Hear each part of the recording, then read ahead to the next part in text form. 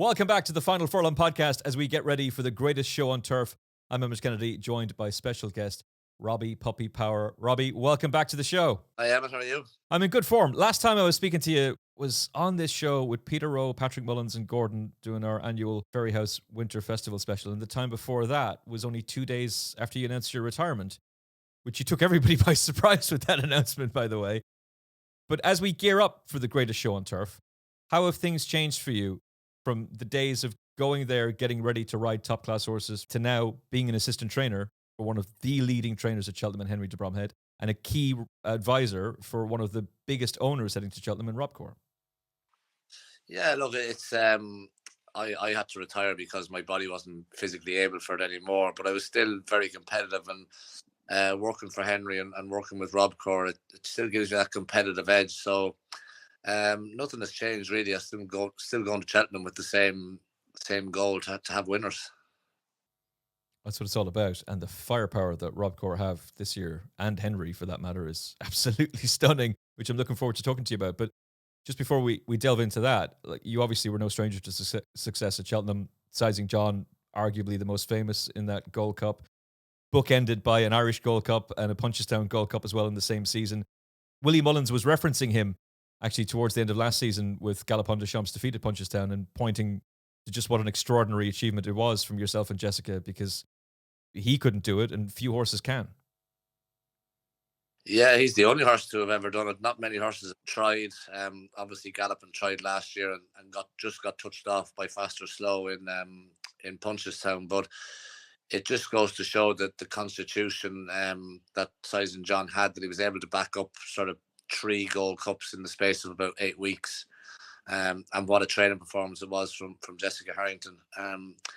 The Gold Cup in Cheltenham is such a hard race on a horse. It takes so much out of them. And to come back sort of 5 or 6 weeks later and to get him back in Punchestown, where I felt after jumping 2 fences, he wasn't near the same horse that he was in Cheltenham, but he still was able to grind it out. Oh, he was. I was on Jackadam that day, so I could have done with him having a downer. But looking back on him, what an extraordinary horse. And I know Katie's looking after him now, and well, he's kind of looking after her as well. They're having great fun on the show jumping circuit. Yeah, he's actually in our yard at the moment. My sister does a lot of work with him.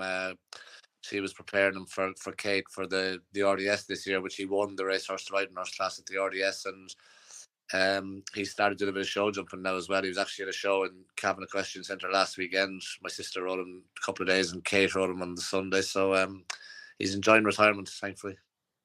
It's wonderful to see an old fella like him, who was a brilliant Gold Cup winner, still absolutely thriving and loving life on the show jumping circuit. It just gives them a whole new lease of life. Yeah, absolutely, and it's great that with like the likes of Troella and all these things, that these horses are now being found good homes and a life after race, and their racing career is a small part of their career, and then for them to go on and do something else afterward is fantastic and great for the people to see, like the crowd that watch in the RDS. The racehorse to riding horse class with the likes of Size and John in it, and General Principle and all these great horses. It's great to see them there. Fantastic. Well, the horses we're about to talk about are a long, long way away, hopefully, from the show jumping days, but very exciting ones. With the news that came out about Constitution Hill yesterday, I think Gordon was already leaning towards the Champion Hurdle anyway with his recent interviews, but does this now push Irish Point to day one if Constitution Hill is out? And even if he isn't out, would he still be leaning towards the day one feature? No, there's a lot that has to be sat down and talked about. There's a few decisions to be made, yes. Obviously, Constitution Hill, the question marks over him now.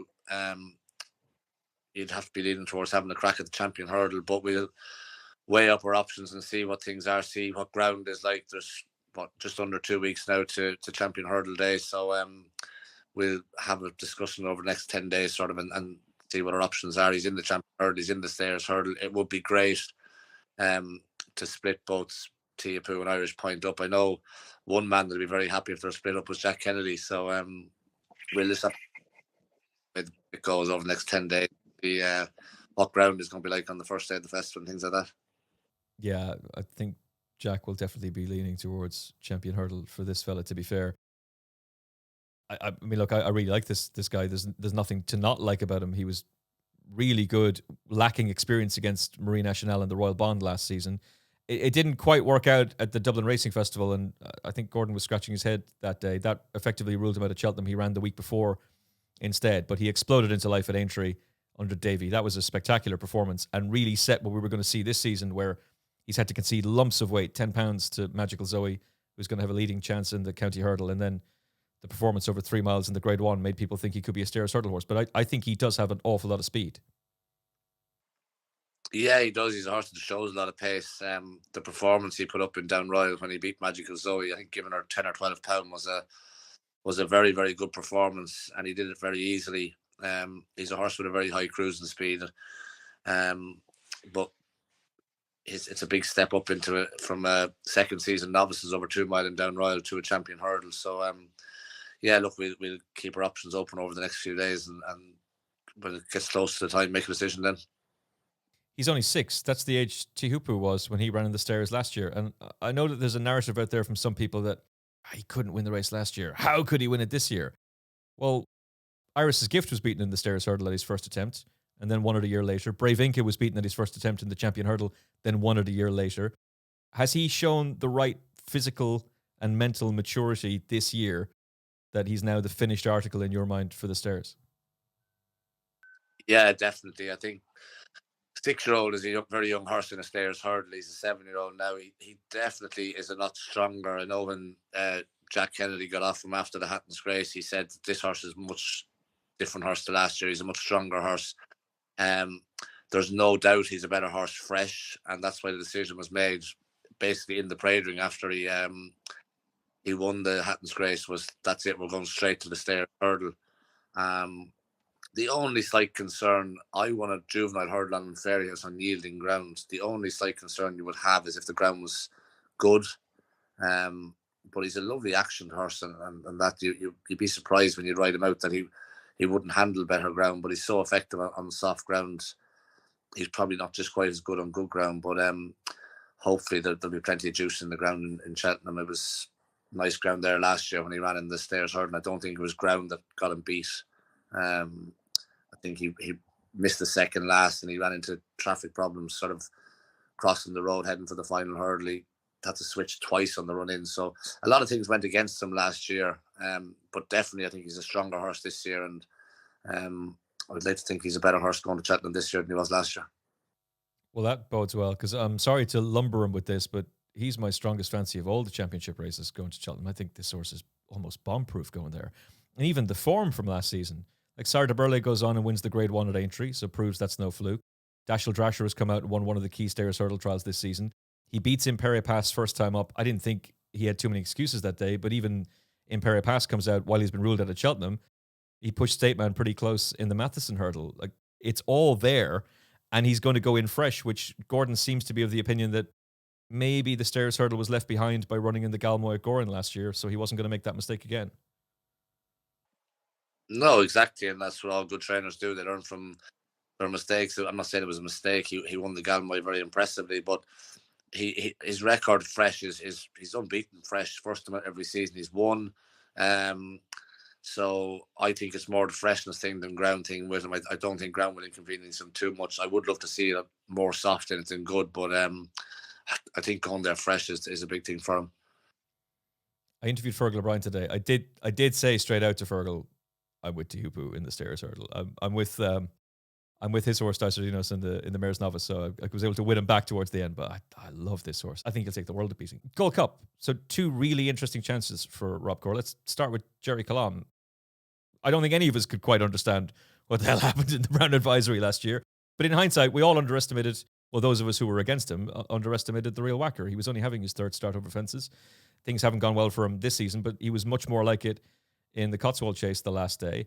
And while Gerri Colombe did a lot wrong at Down Royal, he did a lot right as well. He somehow managed to beat Envoy Lane at a track that horse was unbeaten at before. The difficulty with him is what happened the last day at Leopardstown behind Galopin Des Champs, and the fact that he has to rematch with him in the Gold Cup itself.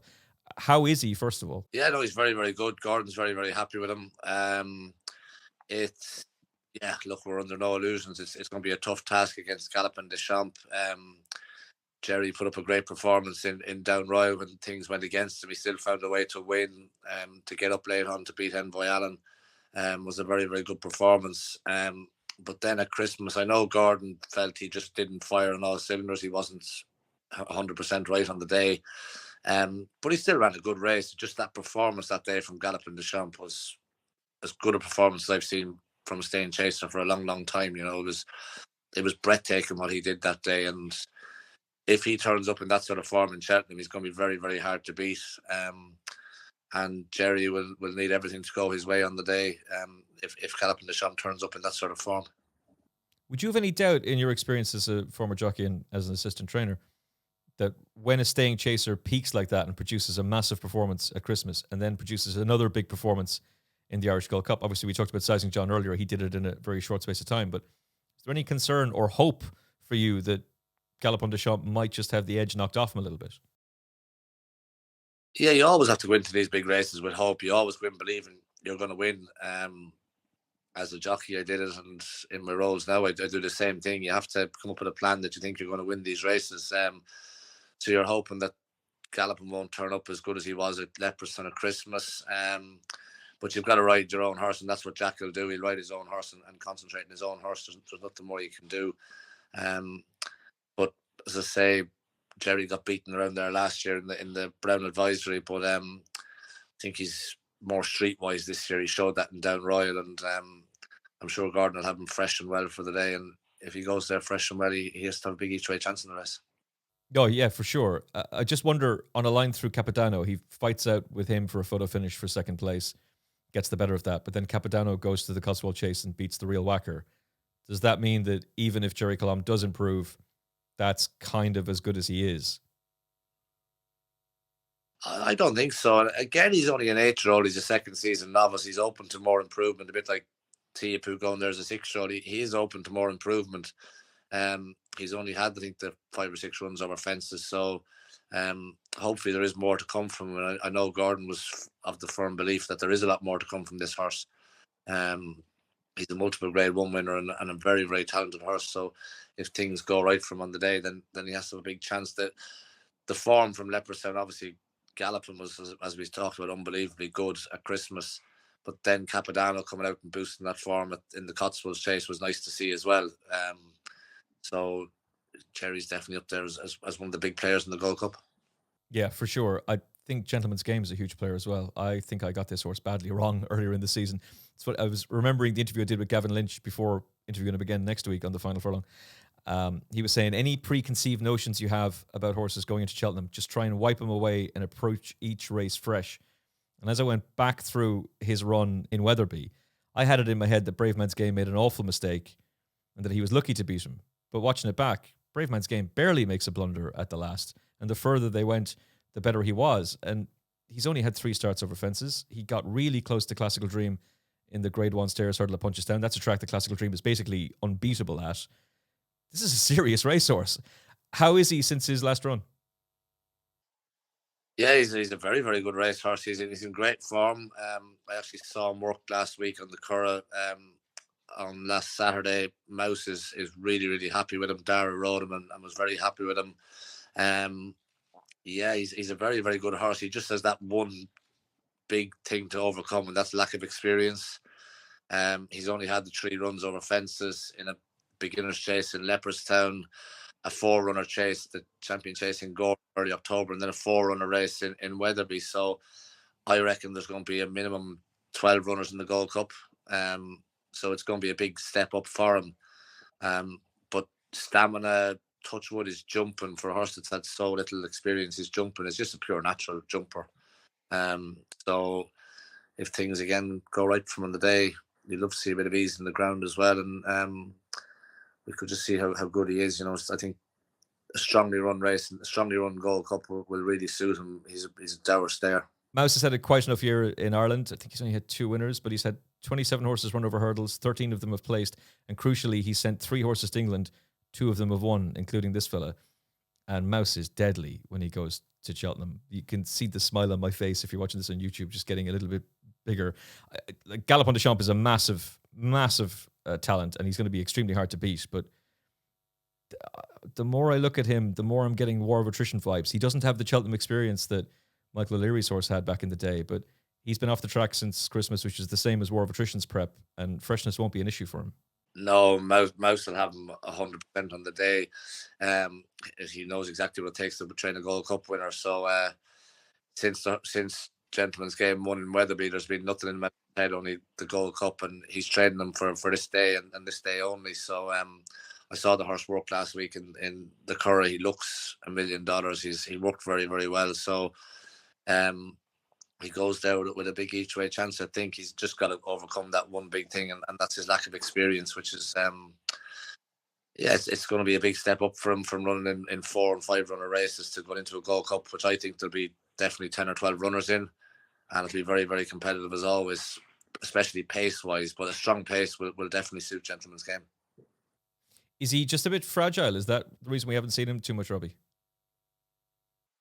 Yeah, he's had a few little issues over time, but Mouse and Sarah, who looks after them, they've done a fantastic job with him. But I know we're still just over 2 weeks away to Gold Cup Day, but touch wood, there's been no hiccups since Christmas. Everything is going 100%, and hopefully for the next 2 weeks it stays that way. I hope so. A great ride, great opportunity for Dara as well. I'm looking forward to seeing what he can do. I think he's really, really interesting.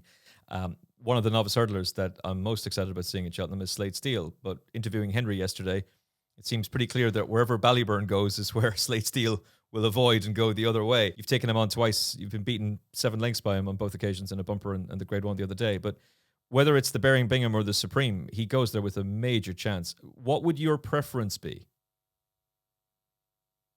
A lot would depend on ground. We've never actually had a chance to run him. Punchestown was in his bumper in Punchestown was probably nicest ground, but the way he moves, the action he has, he'd give you the impression that he's going to be a better horse on better ground. If the ground was to dry out in Cheltenham, I'd be leaning towards the Bearing Bingham. I think 2.5 foot on nicer ground would be ideal for him. But yeah, we would like to go wherever Ballyburn is not going, but I don't know when we're going to find that one out. we'll have to sit see what it does. But look, it's not just Ballyburn. Willie's got a host of very talented novice hurdlers. Tully Hill, we saw. Il Atlantique, Reed and Tommy Wrong. There's just a whole host of them coming out of Close Sutton. So whichever race he runs in, he's going to have to go toe to toe with one of Willie's stars. If you were advising Willie, what would you do? Because he's got Mystical Power and Ballyburn. I'd be very like Tully Hill's only in the Supreme, so that's the only race he can go for. I'd be surprised if he let the 3 of them all take each other on. So one surely goes up and trip. Like to me, the one that makes sense is the Ballyburn goes up and trip. He has the experience of it, but Mystical Power is out of any power, so should be able to stay. I'm not going to start advising Willie Mullins. He knows all about Cheltenham Bear. He's trained 100 winners in Cheltenham, so I'm not going to tell him where to go with his horses.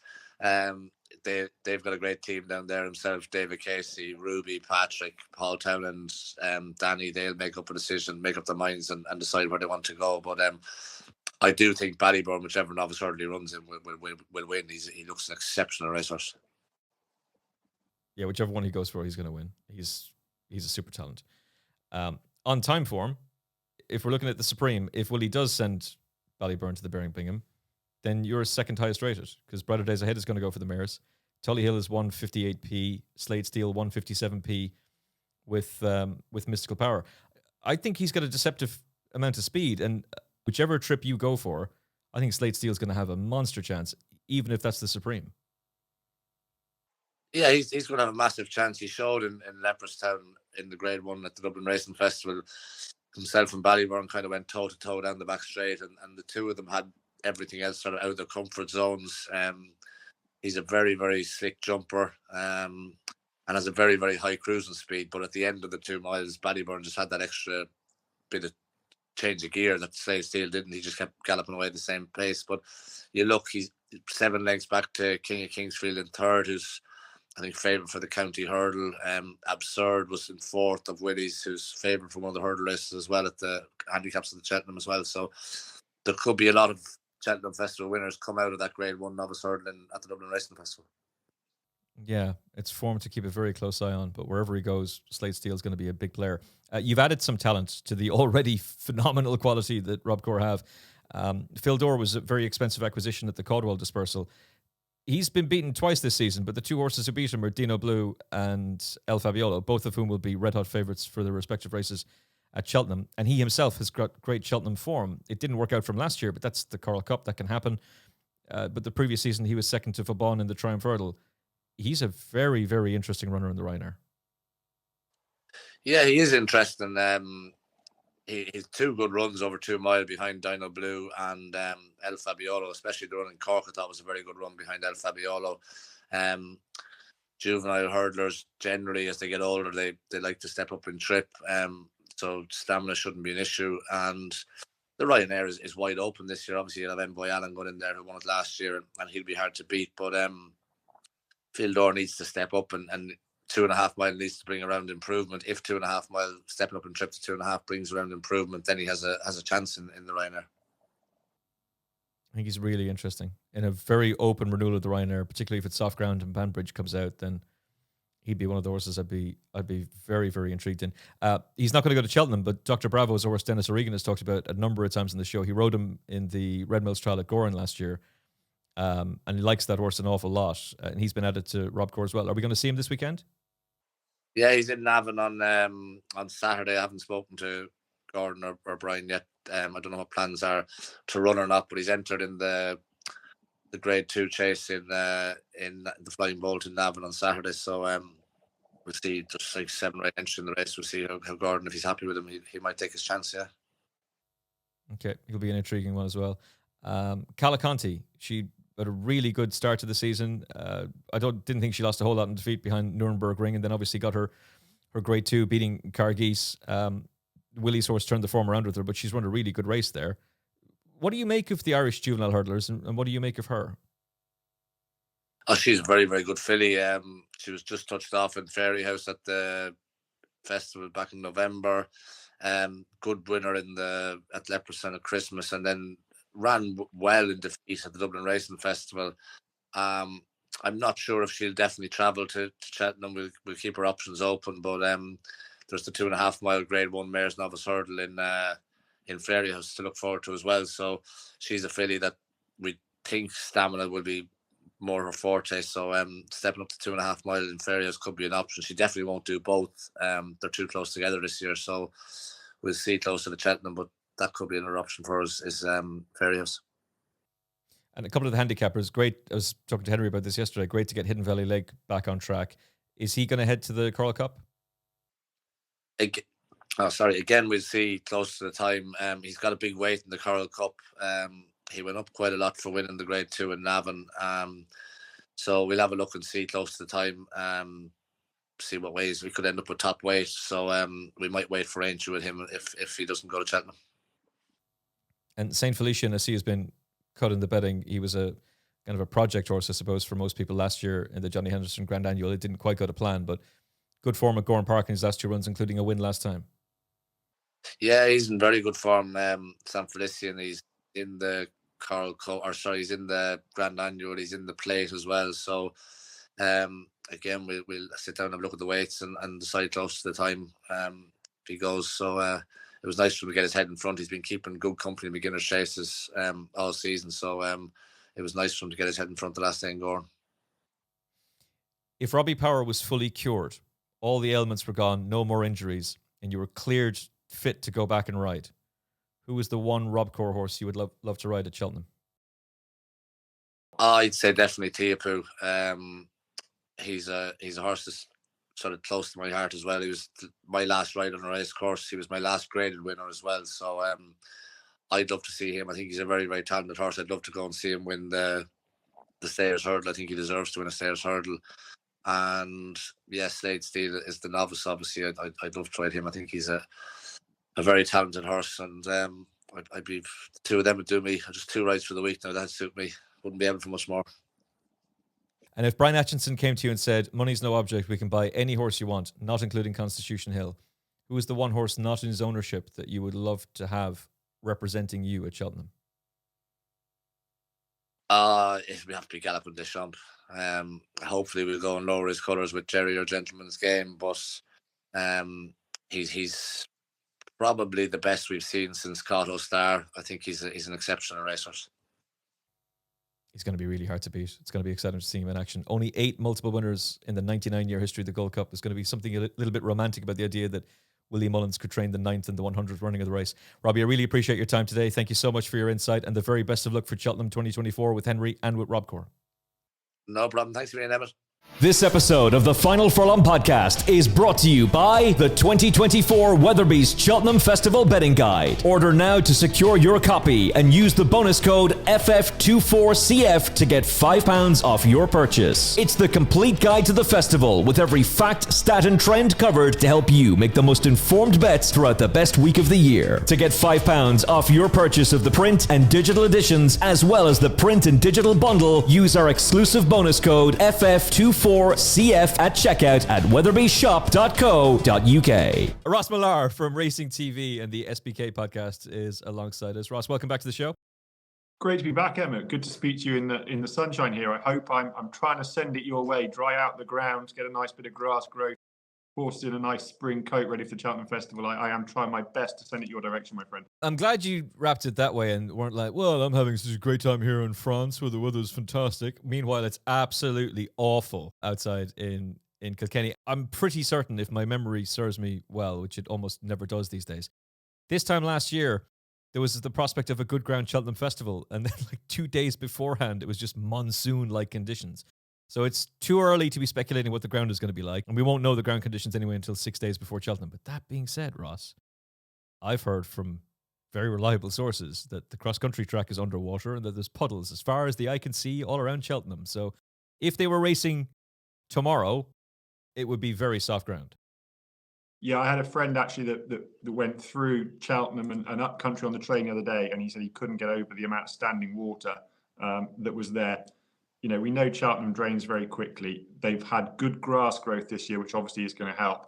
But, I mean, what have we had? Soft ground in 4 of the last 5 years for the opening day. I think that's probably a safe bet. The one thing I did actually say in a written piece for SBK the other day was that maybe, in a weird quirk, the fact that it's being so wet will mean that he can't get his hosepipe out as much as he might like to. And if we then got sort of dry weather, you could almost perhaps end up with slightly drier ground because it's going to dry naturally. It's not going to be artificially watered. So maybe, but I think the water table is going to be so high that any rain you do get is going to turn it soft very quickly. Speaking of knowing what the conditions will be, how is the new recruit Roger getting on? So Carl Hinchy was on this show a couple of weeks ago. Carl is a big supporter of the Richard Hobson Yard. You're now a big supporter of the Richard Hobson Yard. For those who are new to the show, just give us a very brief synopsis of how Roger came to be. He went to Eastern Europe to recruit this horse. And how is he ahead of his debut for the All The Angles Syndicate? He's in good order, Emmet. Yeah, it's gone worryingly well to this point. So to sort of recap, yeah, I do a lot of work out in the Czech Republic training sports horse riders, and sort of thoroughbreds have sort of come through the system, coming off the racetrack to go into sports horse, and they all struck me as being very sort of mentally sort of resilient and physically quite strong.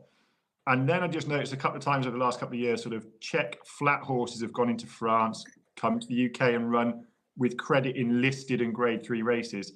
It's not a huge disparity at that sort of level, perhaps between France and the Czech Republic. So put together this idea of finding a horse off the flat. Ultimately, he will go over fences as a 4-year-old once he's got a mark. Spoke to Richard Hobson. He quite liked the idea. He was quite up for sort of a bit of an experiment, which it was. Mentioned it to a few people, syndicated him. Found this horse, Roger, actually just across the border into Slovakia. He'd run a couple of times at Bratislava, which, as I said to you before, is a very sharp track. It makes Chester look like Newbury. He's a big horse. Got him back to the Czech Republic and did the groundwork that we would normally do with a young event horse. So lots of pole work, lots of dressage, really teaching him sort of to use his body. He took that very well. Pleasingly, everyone that sat on him, which would be myself, Nicole, who's the main rider in Czech, and then Veronica, who's her sort of understudy rider, their first comment every time was, he's so balanced, and he really is an athlete. He took his work really well. He travelled across to Richard, so he travelled from the Czech Republic up to Calais, got the boat from Calais over to Richards. He arrived there a week before Christmas, and he's just been tipping away quietly. Richard gave him a bit of time. He's put on plenty of weight. He's working away, and he's should be good to go now on the 11th of March at Stratford in a juvenile hurdle over 2 miles and 2 furlongs. And you've shown some of the exercise videos of him at home, including with Fugitive, actually. He seems to have settled in really well, seems to be taking his work really well. Crucially, though, how's the jumping going? Jumping has gone really well. So, I mean, that was the thing I was most nervous about. I did a lot of work with him myself. So I go to the Czech Republic every 2 weeks. I'm normally there for 4 days. So I would ride him 4 days every fortnight. And generally, I would be the one that would be pushing the boundaries and sort of upping his sort of work and the technicality of the questions and that sort of stuff. And he never really put a foot wrong. Every time he made a mistake, he learned from it. And in my sport, we certainly like him to make mistakes because that's how they learn. Had a great attitude, so plenty of scope.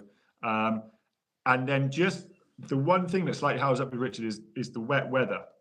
Richard wasn't really able to get onto the schooling ground, so he didn't start jumping until the back end of January with Richard. And I was just mindful of the fact that he'd been probably 5, nearly 6 weeks since he'd left the ground.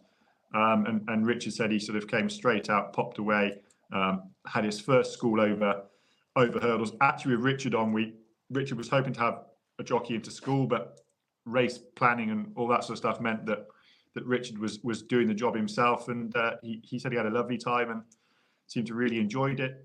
Jumped quickly, jumped nimbly. So fingers crossed. We've got a bit of a way to go yet. He'll have a couple more schools and a couple more bits of work, but hopefully he's on target for Stratford, and we've ticked as many boxes as we can tick.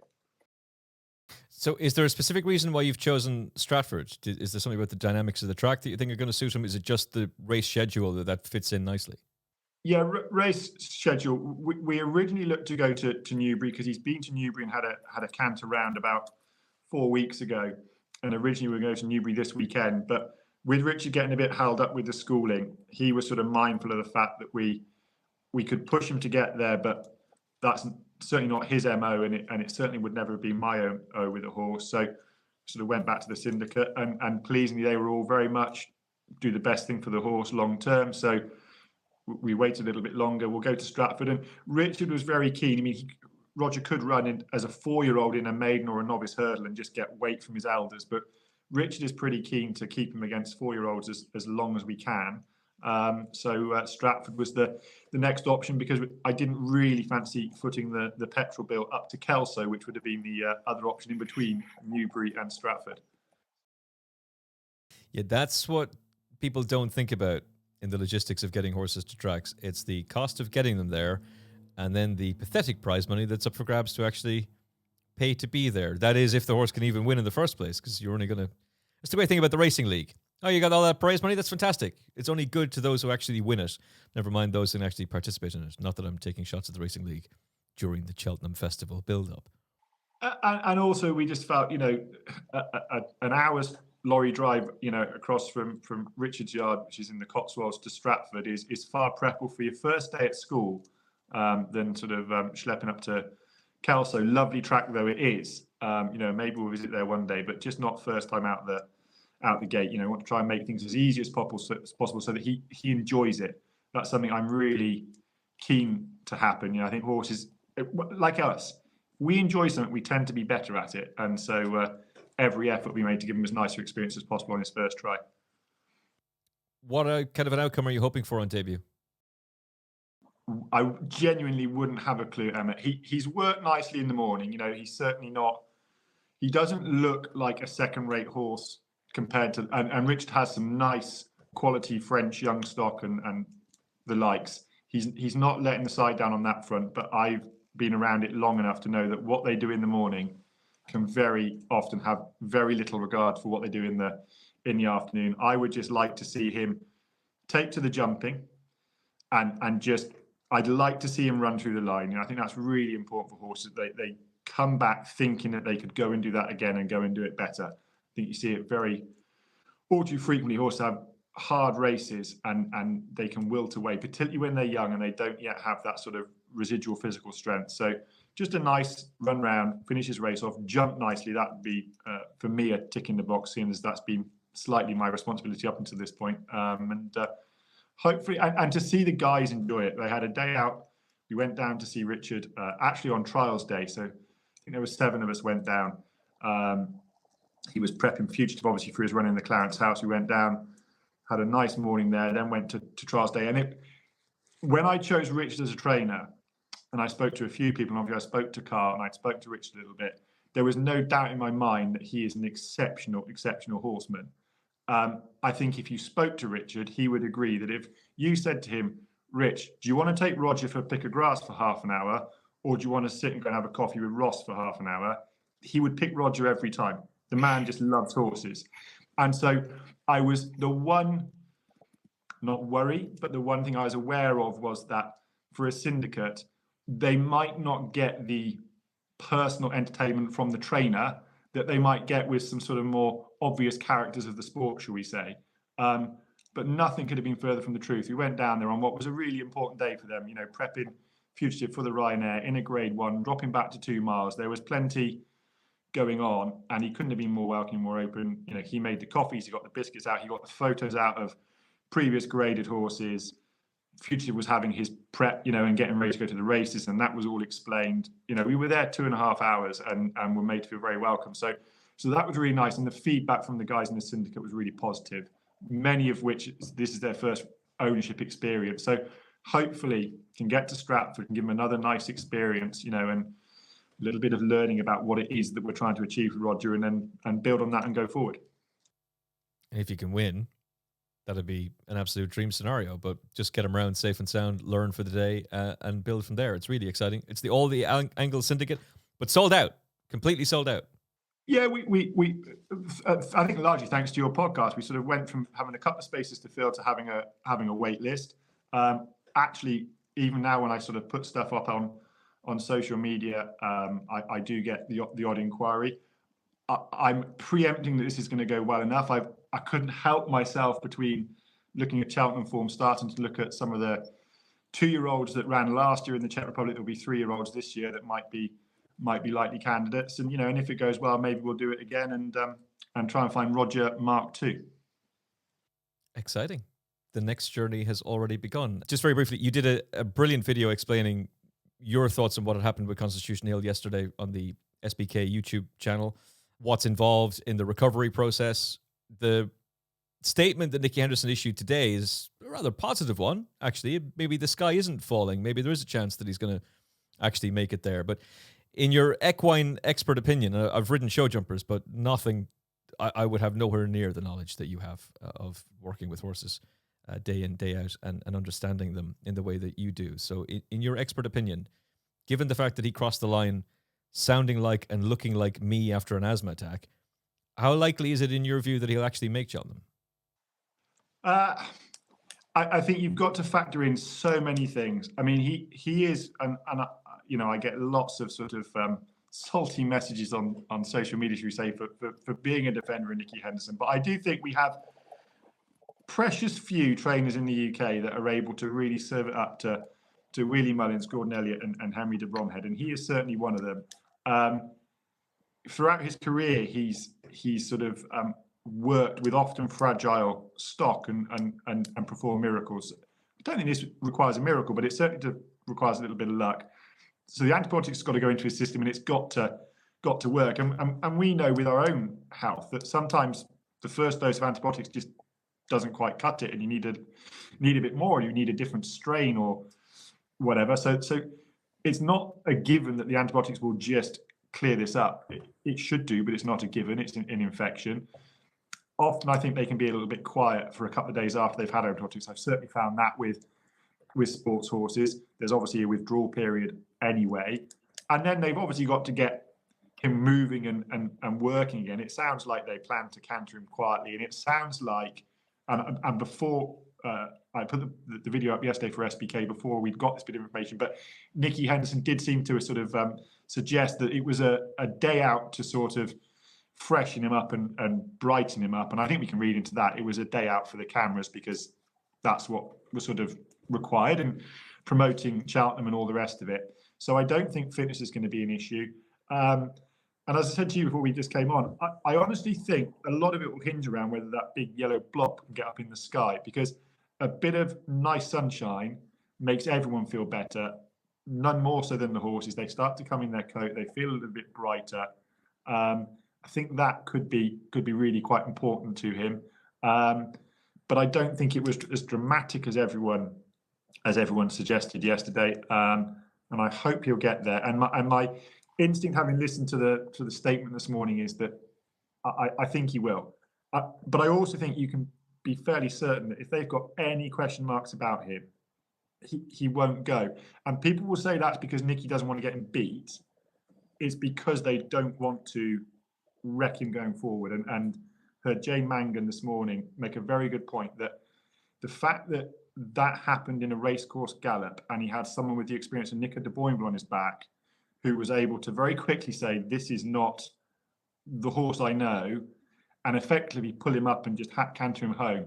You cannot underestimate the absolute value that has given them and the chance it's given them. If that happened in a race and a jockey feels like, he's just been a bit lazy and I've got to push him through it, you can leave a horse, 6 months, a year, you can lose a horse's career over it, because it can cause irreparable damage. So that, I think, is something that, from all of this, and it's my constant frustration, as you may or may not notice on my social media, is that punters need information, but we have also got to understand the nuance that goes into training these horses. It is so multifaceted, it's so complicated, and very often I think trainers and trainers' representatives aren't good enough at communicating that, and perhaps aren't open and transparent enough.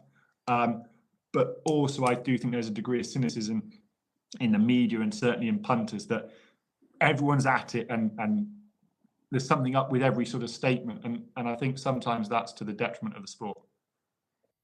This is Binocular 2.0. He's trying to pull the wool over our eyes and get a better price. We know what the plan is. Yeah, it's not that. You do not gallop a horse of his talent in front of the cameras if you knew that was going to happen. The rhetoric surrounding the horse from Nicky has not been good this season. I don't mind the fact that he missed the Fighting Fifth. I really don't mind the fact that he missed the Unibet hurdle, what should be known as the Beulah. It should be remembered, he'd ruled that horse out of the race before he scoped bad. The thing that would concern me is he's now scoped bad twice in a month and a half. That's not ideal. He's gone from being the unbeatable superstar who was going to win the champion hurdle, potentially go novice chasing, win the Gold Cup. He even talked about running him at Royal Ascot last season, taking on the best flat horses. This season, Nicky Henderson has not been talking that way. He's Goldilocks. Everything's got to be just right. Ground's got to be right. Can't be in too close proximity to another race. Don't know about Aintree, about the race distance. Punchestown, I don't know about that. What about the ground to Punchestown? I bet you £1 they'll be watering. It's very, very different this year. That's what would concern me. And that's what annoys me, because it makes you look at Isterbrack. They're not having hard races, Nicky. They're racehorses. Aidan O'Brien could do it with Isterbrack. 3 champion hurdles, 4 consecutive Cheltenham wins, 3 Irish champion hurdles, Hurricane Fly, 5 Cheltenhams he competed at, 2 champion hurdles, 5 Irish champion hurdles, 4 Punchestown champion hurdles. He won 22 grade 1s. I hope he's okay. I hope he's fit. I hope he bounces back. If he could win this year, it would be the story of all stories. But straight after the race, he'd be like, and he's done now. We'll bring him back for the Fighting Fifth. That's the thing that annoys me. I think he'll go to Punchestown. I really do. I've said this from the start of the season. I know people were very unhappy that he didn't go to Leopardstown for the DRF. Personally, I sort of took the view that if they were letting him down quietly for that period when he scoped badly for the Unibet, it was unlikely they were going to have him ready for the DRF anyway.